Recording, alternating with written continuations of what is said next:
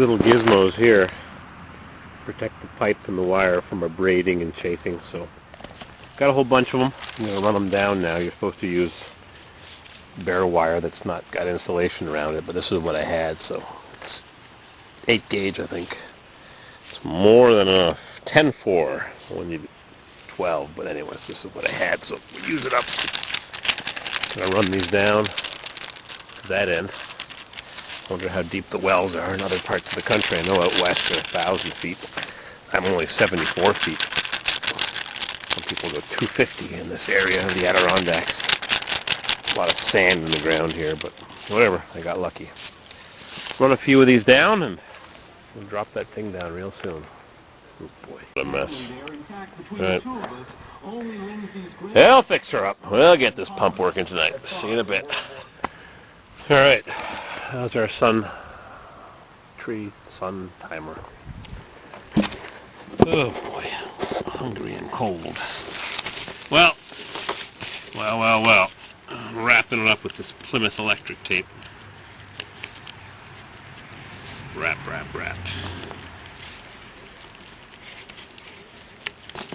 Don't want anything abrading when it's in the hole. On the steel casing, this pump turns on and off every time the 20-gallon drawdown tank gets drawn down.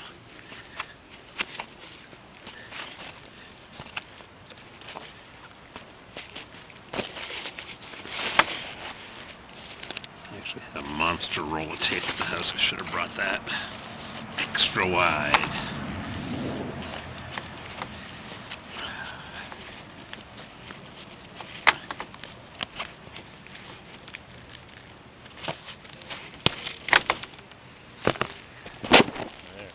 Alright, it's all taped up. I ran out of tape. Got to speak to my friend the lineman and have him bring me more. Bishop Plymouth insulating products. Nice stuff. No safety cord string. Can't imagine this stuff breaking. Oh, one extra crimping lug. Whoop, to the box. All taped up out of harm's way, and I'm chicken to drop it down. I guess it's got to get done eventually. Now, how do I hold it up to clamp? Maybe I'll run the wire. I'm going to cut this wire. This wire comes out of the ground. I think it's time to cut it. And I'll have some wire nuts underneath the cap, well cap. And I'll run it down beside this plastic pipe, and I'll cut the plastic pipe and the wire at the same time.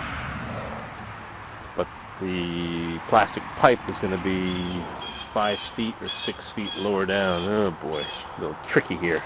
Our final.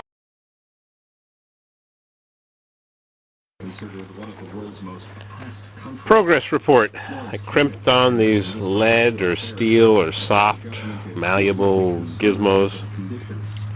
And I've got some shrink tubing on each individual wire to keep them separate. And then I'm going to put a giant piece of shrink tubing that I've got on the big wire over it, and hopefully it'll work. So I'm not going to waste your time cranking this baby up while I shrink things, or maybe I will. Make sure I have this located properly. I was going to use silicone, but I don't think I have to. Got a little cut in the wire there, but they'll be underwater for the rest of their life, so let's see what happens with this. Shrink tubing.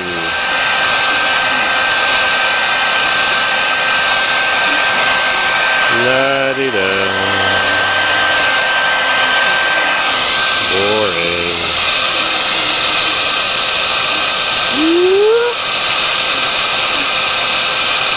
This is really thin stuff. If you go on eBay, you can buy thicker, heavy-walled stuff. Sometimes you find it at flea markets.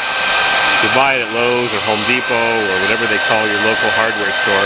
It's expensive and thin, but if you go on eBay, you can buy a big envelope for like $3. Big fat envelope of it, or $10 for the really good stuff with the glue built in. The glue oozes out. I'll show you that in a minute.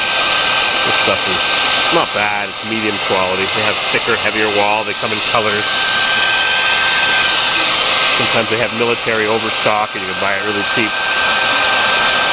Special color meant for the military or whatever. Surplus, somebody buys it by the ton and they sell little pieces. I saw one guy had huge rolls of it.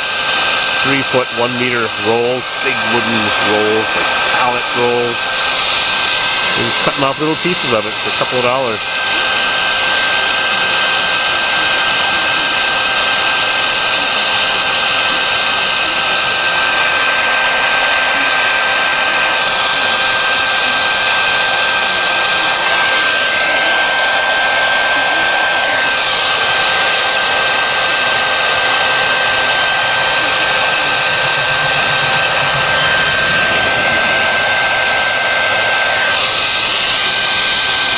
You gotta keep the heat moving, you don't want to burn it.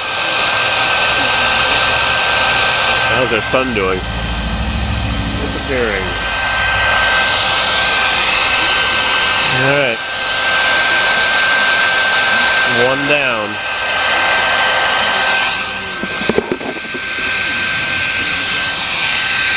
Two more to go.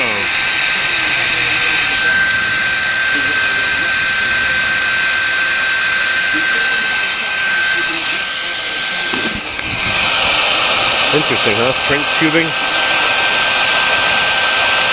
Woo!